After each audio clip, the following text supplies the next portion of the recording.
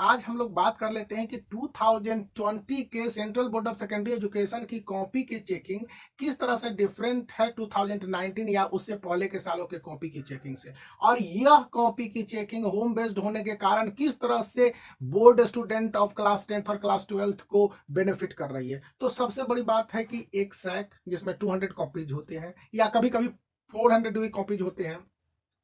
उनको इवेलुएटर के घर पर पहुंचा दिया जाता है। अब ऐसा हो रहा है कि कॉपी की चेकिंग के लिए इवेलुएटर खुद exam coordination centre of the city जाते हैं, वहां से सैक लेते हैं, चले आते हैं। जनरली 200 कॉपीज को एक इवेलुएटर को चेक करने का प्रोविजन है, लेकिन कुछ इवेलुएटर जो बेहतर कॉपी को चेक कर पा रहे हैं, जिनकी कॉपी चेकिंग में central board of secondary education के ऑफिशियल्स, एक्सपीरियंस टीचर जैसे असिस्टेंट हेड एग्जामिनर या सब्जेक्ट सुपरिटेंडेंट नहीं फाइंड कर पाते हैं कि कोई गलती है, उन्हें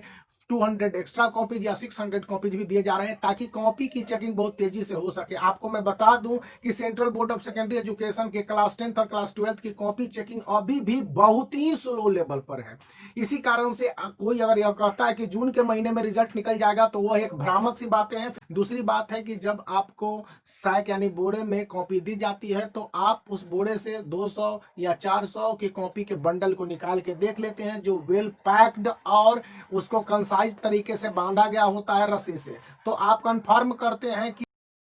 सीबीएसई बोर्ड के पर्टिकुलर सब्जेक्ट के सैक को दिया जाता है, तो उस समय सीबीएसई के ऑफिशियल आपसे सिग्नेचर करवाते हैं कि उन्होंने 200 कॉपीज या 400 कॉपीज या 600 कॉपीज आपको दिए, और उसको आप चेक करते हैं कि ये कॉपीज आप ही के सब्जेक्ट के हैं। यहाँ पर ध्यान रखिए कि central board of secondary education किसी भी एक सब्जेक्ट क्लास 12th की बात करें या क्लास 10th की, उसके 5 सेट बनाए जाते हैं क्वेश्चन पेपर के, और उसमें भी ABCDE करके डिवीजन होता है। तो ऐसे में यदि आपको कोई एक सेट दिया गया मैथ का या फिजिक्स का या केमिस्ट्री क्लास 12th का, तो उसके चारों या पांचों क्वेश्चन सब सेट यानी ABCDE आपको दे दिए जाएंगे, और उसके साथ उस सब्जेक्ट को चेक करने के लिए मार्किंग स्कीम भी दे दी गई रहती है। अब ये मार्किंग स्कीम के बेस्ड पर सीबीएसई के एवेलुएटर कॉपी को तो चेक करते हैं, लेकिन पूरी तरह से उसी पर डिपेंडेंट नहीं रहते हैं। जैसा कि आप देख लीजिए कि यदि क्लास 12th के मैथ का क्वेश्चन पेपर और उसके मार्किंग स्कीम है, उसके हिसाब से इवेलुएटर खुद उस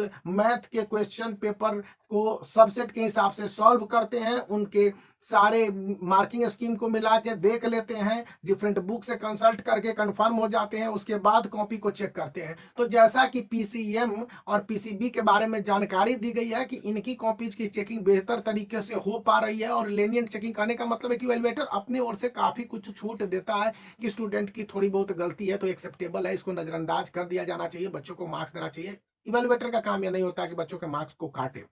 तो कॉपी चेकिंग बेहतर तरीके से हो रही है। अब तीसरी बात है कि जब आप इन कॉपियों की चेकिंग कर रहे हैं तो प्रत्येक इवेलुएटर को सीबीएसई क्लास 10th और क्लास 12th की कॉपी चेकिंग के बाद इवनिंग में एक रिपोर्ट बना के एग्जाम कोऑर्डिनेशन सेंटर को भेजना पड़ता है। ये 1 दिन या 2 दिन के बाद भी कर सकते हैं, लेकिन आप 2 दिन से ज्यादा देर नहीं कर सकते हैं, क्योंकि यह एक बाइंड प्रेशर होता है कि 2 दिन से 7 दिन के बीच में आपने कितनी कॉपियों को चेक किया, अगर आपको 200 से 400 कॉपीज दे दिए गए हो तो। और इसके साथ एक और बात की ध्यान रखनी होती है कि जब आप कॉपी की चेकिंग कर रहे हो, इतने स्टूडेंट फेल कर रहे हैं, सबसे ज्यादा जरूरी यह होता है देखने के लिए कि ज्यादा स्टूडेंट फेल तो नहीं कर रहे हैं। अगर किसी वेलवेटर ने अपने सब्जेक्ट में बहुत ज्यादा स्टूडेंट को फेल कर दिया है या स्टूडेंट को कम मार्क्स दिया है, तो उनके कॉपी की रीचेकिंग